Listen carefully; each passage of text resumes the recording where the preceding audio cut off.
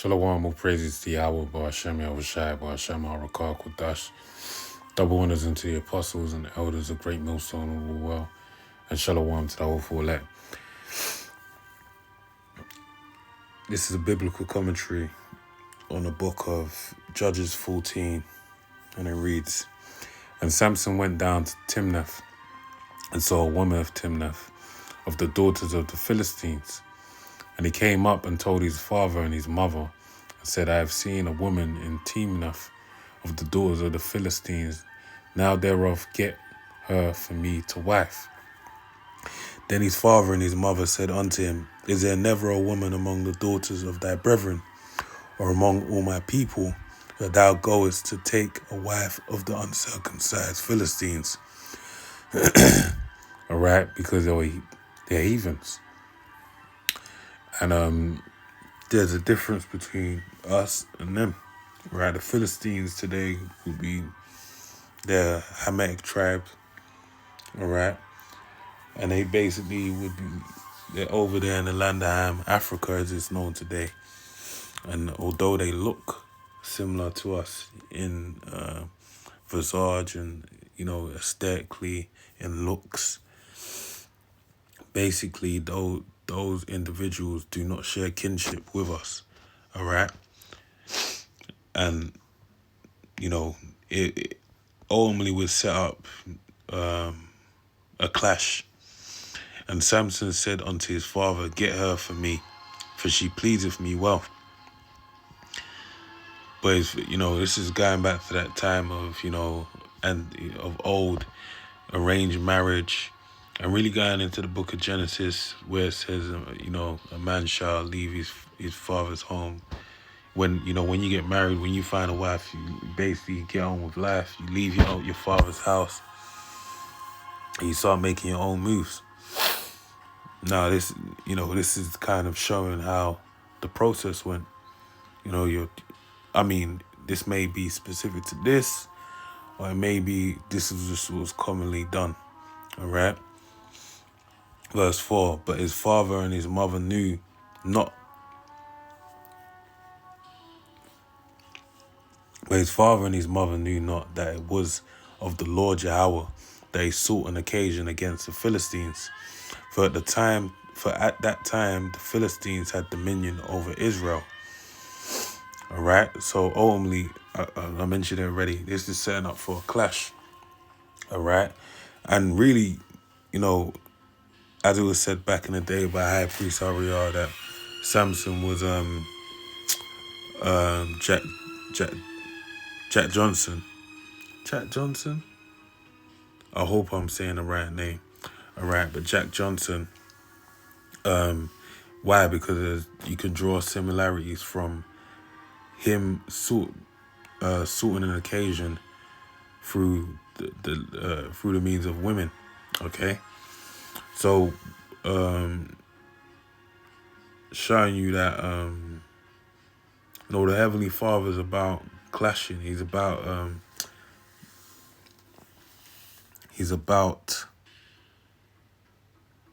controversy. That's the word. Slakia. He's about controversy. Okay, so let me read it again, verse 4. But his father and his mother knew not that it was the Lord Yahweh. They had sought an occasion against the Philistines, for at that time, the Philistines had dominion over Israel. Yeah, so basically he saw a controversy, and this was really setting it up for them to come to a head, whereby it would be a means for the Lord to deliver his people Israel. Right, where they'd have a clash with the powers that be. All right, verse 5. Then went Samson down, his father and his mother, to Timnath, and came to the vineyards of Timnath. And behold, a young lion roared against him. And the Spirit of the Lord Yahweh came mightily upon him, and he rent him as he would have rent a kid. And he had nothing in his hand, but he told not his father or his mother what he had done. All right.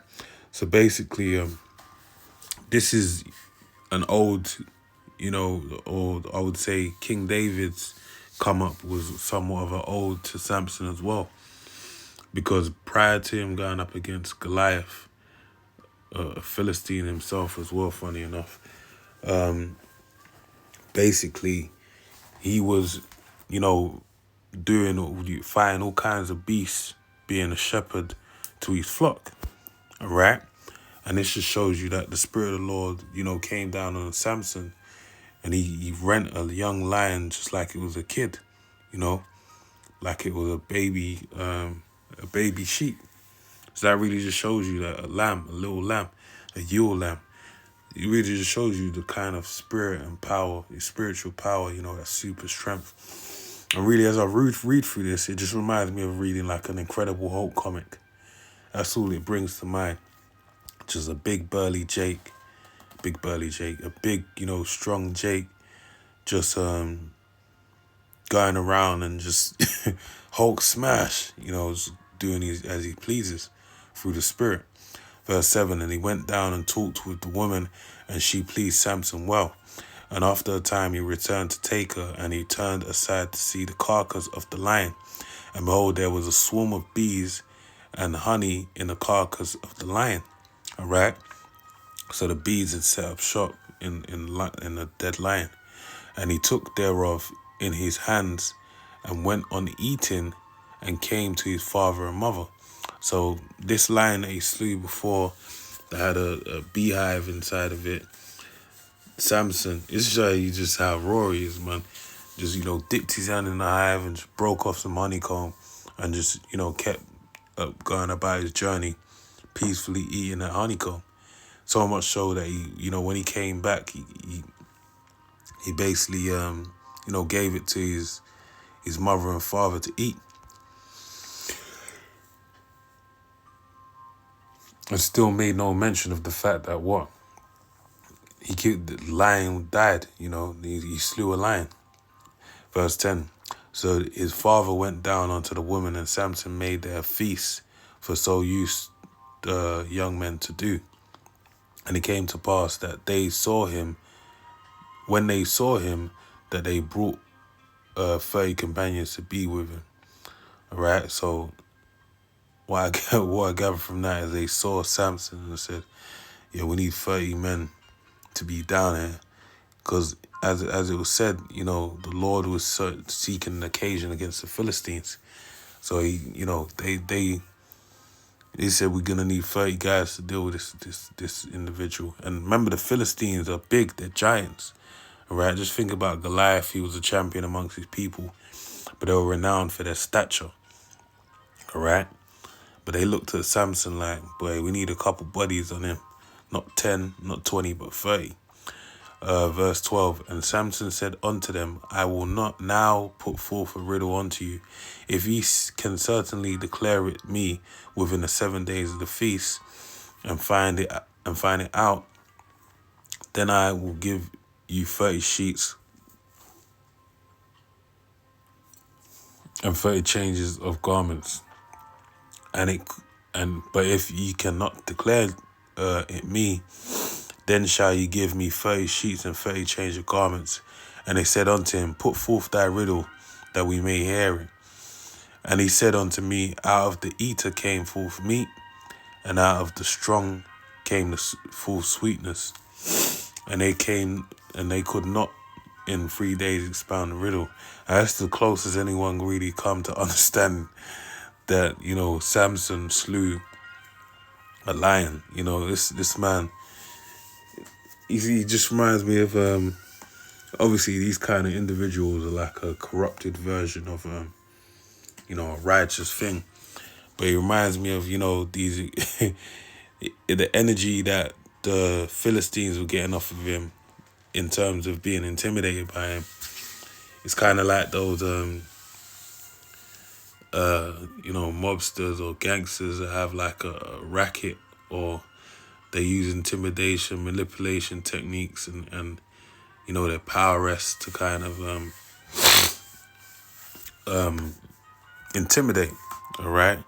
But more so with this occasion, you know, he's aware that, you know, these 30 individuals come for some, it's like he's playing with him. He's playing with his food, basically. Just saying, you know, here's a riddle. Figure this out. Verse 15, and it came to pass on the seventh day that they said unto Samson's wife, entice thy husband, that he may declare unto us the riddle, lest we burn thee and thy father's house with fire. Have ye called us to take that we have? Is it not so? See, and they would, they've put bodies on him, and now he's setting pace. He's leaning on him, all right? And they're feeling away in that. But they went to his wife, showing you, the weaker vessel. All right, I went to his wife to basically, as a means of manipulating him, all right, to get the information out of him. Verse 16, and Samson's wife wept before him and said, thou dost but hate me and lovest me not. And this shows you how much of this is, obviously she's a heathen woman, and the love ain't real, because if she could do 2 and 2 maths, she would have just gone to her husband and said, yo, these lot, they're threatening to kill, burn me and my father. Samson would have gone mad. He would have started kicking up all kinds of, the madness, all right? But let me read on. Thou hast put forth a riddle unto the children of my people, and hast not told it me. And he said unto her, behold, I have not told it my father nor my mother, and shall I tell it thee? And she wept before him the 7 days while their feast lasted. And it came to pass on the 7th day that he told her, because she lay sore upon him. And she told the riddle to the people of her children. Riddle to the children of her people. Did I say people of her children? Verse 18, and the men of the city said unto him on the 7th day before the sun went down, what is sweeter than honey, and what is stronger than a lion? And he said unto them, if ye had not plowed with my heifer, ye had not found out my riddle. Yeah, if you didn't fuck around with my woman, you would have never solved this riddle. All right?